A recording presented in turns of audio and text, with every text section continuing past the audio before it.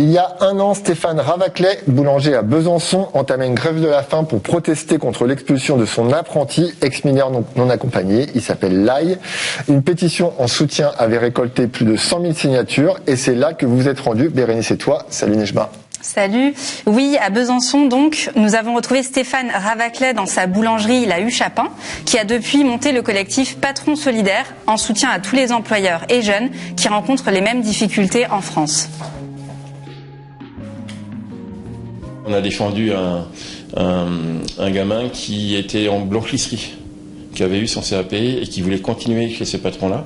Et voilà, on a défendu le gamin envers une préfète de la Lozère. La problématique, elle continue encore et encore, malgré que ces jeunes veulent travailler, sont insérés dans notre société. Et en fait, comme les préfectures sont fermées, puisque maintenant tout est digital, on ne peut même pas avoir un rendez-vous véritablement pour vraiment dire « Monsieur, j'ai personne d'autre qui attend devant la porte, pourquoi pas lui ?»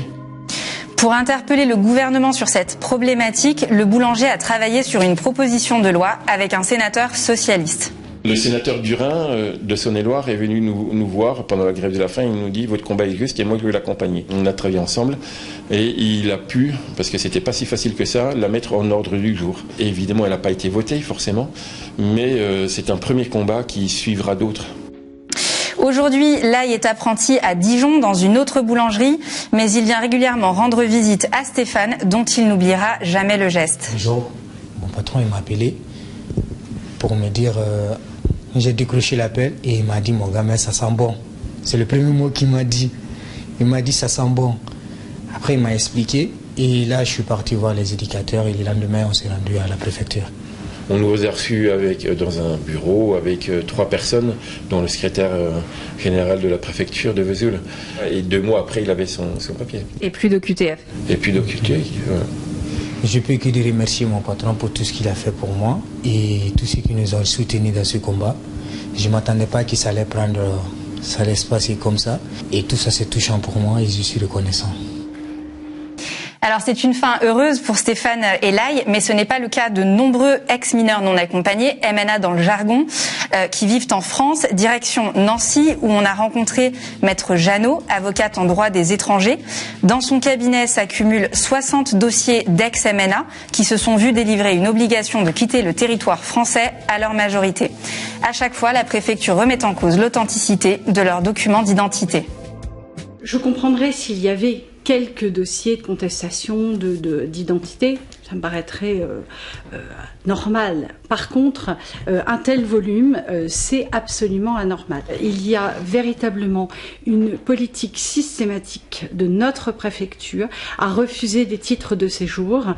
Et voilà comment cette avocate explique les décisions systématiques de la préfecture de Meurthe-et-Moselle.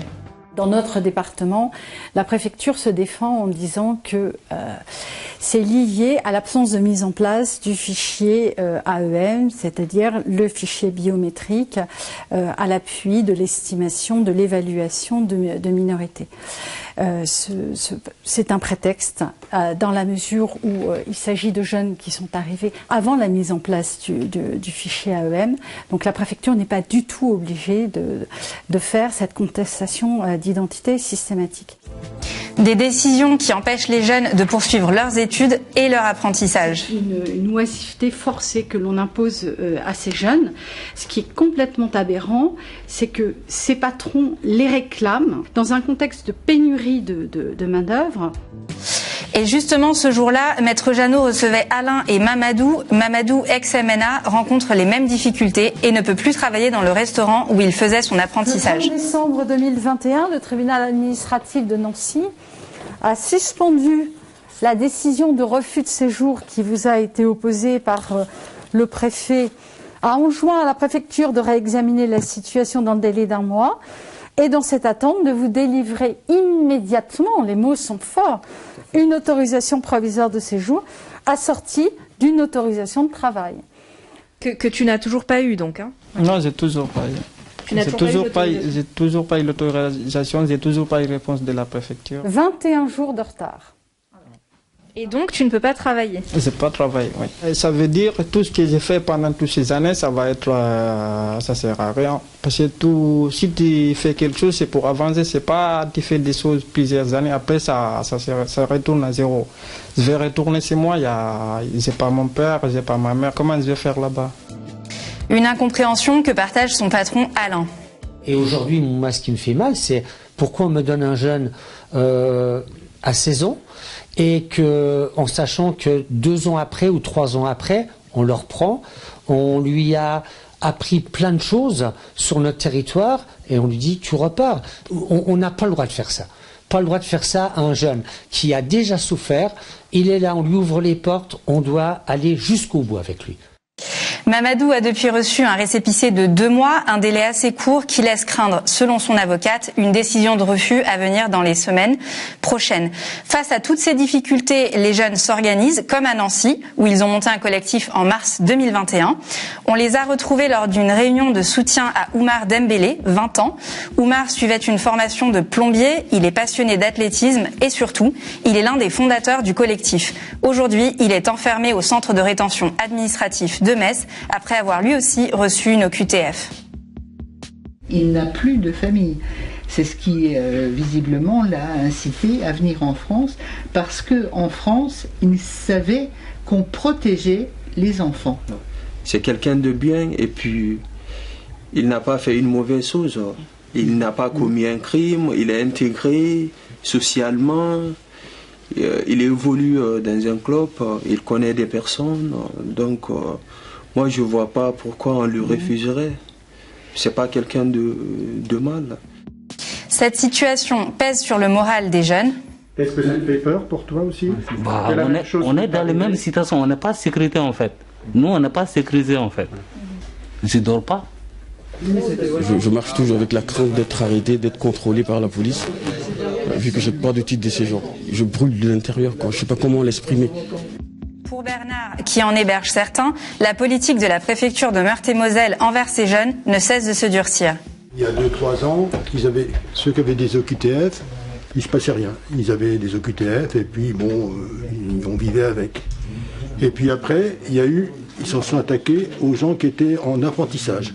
Et maintenant, la phase actuelle, c'est non seulement ils ont des OQTF, mais en plus on les met en centre de rétention. C'est assez nouveau. Moi, j'ai pas d'explication rationnelle, mais je pense que c'est les élections. Ce sont les élections. Il s'agit de gagner des voix à droite, je crois. Les élections, justement, les membres du collectif en ont aussi entendu parler quand ils ont rencontré le préfet en juin dernier. J'étais rentré pour voir le préfet motivé, mais à la fin j'étais battu, quoi, parce que il m'a dit que bientôt les élections. Sous-entendu, ça n'aide pas, quoi. C'est pas, mais bon, vu que moi je veux pas rentrer dedans, je suis apolitique et voilà, quoi. Je trouve ça c'est un gâchis, quoi. C'est un gâchis, dépenser tant de l'argent sur un jeune et à sa majorité lui laisser partir, quoi. Je trouve ça c'est un gâchis, quoi. Je trouve ça déplorable. Alors, on a contacté à plusieurs reprises la préfecture de Meurthe-et-Moselle ainsi que le ministère de l'Intérieur, mais on n'a pas eu à ce jour de réponse à nos questions précises. À ce jour, on ne connaît pas le nombre exact de jeunes qui sont dans la même situation qu'Oumar, Eric, Ibrahim ou encore Mamadou.